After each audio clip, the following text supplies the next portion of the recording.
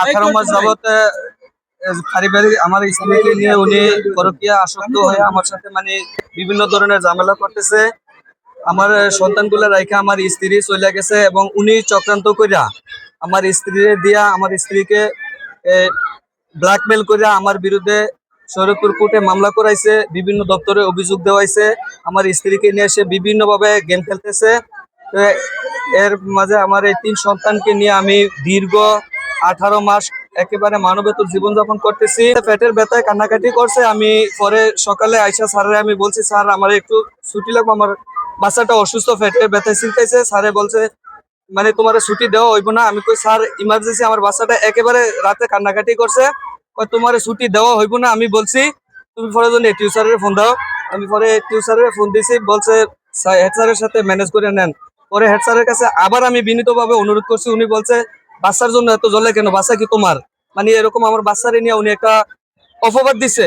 উনি দীর্ঘদিন যাবৎ ফেসবুক সোশ্যাল মিডিয়ায় আমার শারীরিক মানসিক মানে বিভিন্ন বিশ্রী ভাষায় বিভিন্নভাবে ফেক আইডি খুলে বিভিন্ন ভাষায় অশ্লীল ভাষায় মানে আমাকে ইন্ডিকেট করে বিভিন্নভাবে পোস্ট দিচ্ছে। এখন আমার বাচ্চারে নিয়ে উনি যখন অশ্লীল ভাষা ব্যবহার করছে তখন আমার হিতাহিত জ্ঞান ছিল না। কথা কাটাকাটির এক পর্যায়ে আমি হাতাহাতি হয়েছে দুজনের মধ্যে। উনিও আমার গায়ে হাত তুলছে, আমিও তুলছি।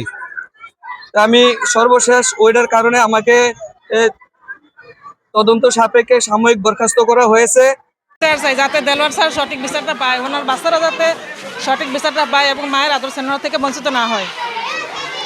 যেই ঘটনাটা ঘটছে এখন সব এই স্কুলের বাচ্চাদের মনের মধ্যে খালি একটাই প্রশ্ন, যদি জিগাই স্কুলে যাইতে বাচ্চাকেও খালি বলে যে এই দেলোয়ার স্যার ছোটো স্যারের বউরে বড় স্যারে বিয়ে করে লাইছে, এনো হেরা হেডি লিয়ে ঝগড়াঝাটি করে, আমরা স্কুলে গিয়ে কী করবো?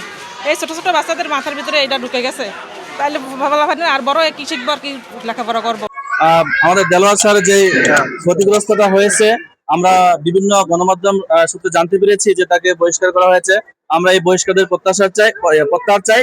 আর একটা বিষয় হচ্ছে যে পরকীয়া কারণে সংঘটিত যে ঘটনাটা মূলত মিডিয়া বা বিভিন্ন ভাবে ভুল তথ্যের কারণে হয়তো প্রচার হয়েছে, এটারও আমরা সঠিক তদন্ত চাই। কারণ আমরা ছিলাম পাশে, আমরাই তো দেখেছি যে যখন দেলোয়ার স্যার ছুটি চায় মূলত তার ছেলের জন্য। তার ছেলেটা অসুস্থ ছিল, কান্নাকাটি করছে, আপনারা দেখেছেন সিসিটিভি ফুটেজের মধ্যে। তো সেটা তারপর আমাদের রাবিয়া ম্যাডাম কিন্তু বলছিল স্যার ছুটিটা দিয়ে দেন, কিন্তু উনি ছুটি না দিয়ে যদিও আমাদের মানবিক দৃষ্টিকোণ থেকে যদি যত কাজে থাকুক না কেন ছেলেদের সুস্বাস্থ্যের জন্য রক্ষা করার জন্য বা তাদের এর জন্য তো ছুটি দরকার ছিল। আমরা সর্বপ্রথম যেটা আমাদের প্রধান দাবি সেটা হলো যে এই আব্বাস আলী উচ্চ বিদ্যালয়কে যিনি কলঙ্কিত করেছেন, এই অঞ্চলের শিক্ষকতা পেশাকে যিনি কলঙ্কিত করেছেন, সেই আলী আসাদকে এই আব্বাস আলী উচ্চ বিদ্যালয় থেকে আব্বাস আলী সরকারি প্রাথমিক বিদ্যালয় থেকে অনতিবিলম্বে অপসারণ এবং তার সুষ্ঠু তদন্তের মাধ্যমে তাকে স্থায়ী বহিষ্কারের ব্যবস্থা করা।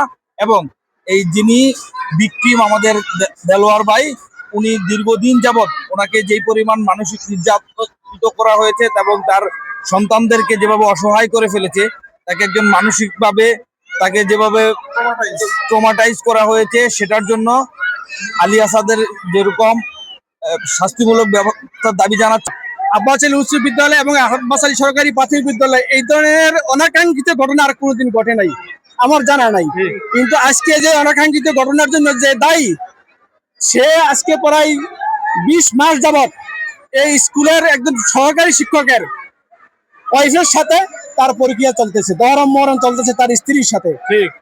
সেইটাতে উপেক্ষা করে সে এবং দেলোয়ার হোসেন সহকারী শিক্ষক আব্বাস আলী সরকারি প্রাথমিক বিদ্যালয়ের সহকারী শিক্ষক দেলোয়ার হোসেন ওয়াইফের সাথে আসাদ আলী হেডমাস্টার তার পরকীয়া চলতেছে।